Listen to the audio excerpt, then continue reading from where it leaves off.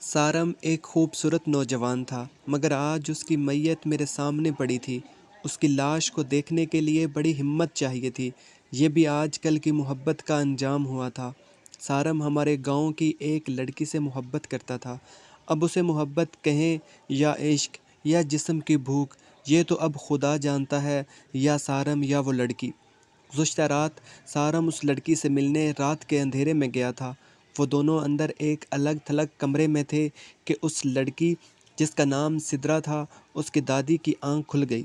سدرا جو اپنی دادی کے ساتھ سوتی تھی، سدرا کو اپنے ساتھ نہ پا کر وہ سدرا کو ڈھونڈنے کے لیے اٹھ گئی۔ جب وہ اس کمرے کے قریب پہنچی تو اندر سے آواز آ رہی تھی۔ سدرا کی دادی نے کمرہ باہر سے بند کر دیا اور سدرا کے بھائیوں کو بلا لائی۔ انہوں نے لڑکے کو پکڑ لیا اور مارنے لگے، اور پھر ان پر ایسا درندگی کا بھوت سوار ہوا کہ انہوں نے تشدد کر کر کے سارم کی جان لے لی۔ سارم کے دونوں ہاتھوں اور دونوں پاؤں کی ہڈیاں کئی جگہ سے ٹوٹ گئی تھی۔ ناک کی ہڈی اور منہ کی ہڈیاں بھی ٹوٹی ہوئی تھی۔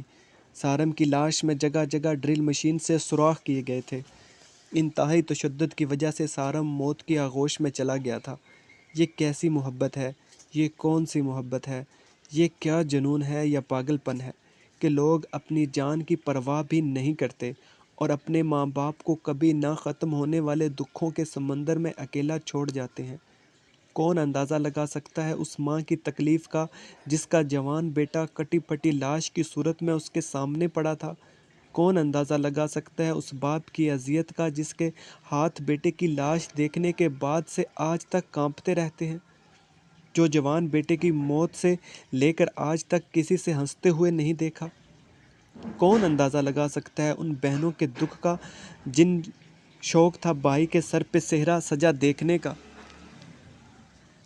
مگر آج وہ پھولوں میں دبی بھائی کی لاش پہ بے ہوش پڑی ہیں؟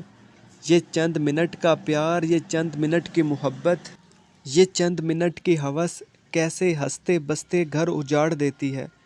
کوئی بھی ایسا قدم اٹھانے سے پہلے 1000 بار سوچنا چاہیے کہ اگر پکڑے گئے تو عبرتناک موت مقدر بنے گی۔ آپ لڑکا ہیں یا لڑکی، کبھی بھی ایسا قدم مت اٹھائیں جو آپ کے سارے خاندان اور اس کی عزت کو تباہ کر دے۔ دوستو، کیسی لگی آپ کو ہماری یہ سچی کہانی؟ ویڈیو پسند آنے کی صورت میں چینل سبسکرائب کر دیں۔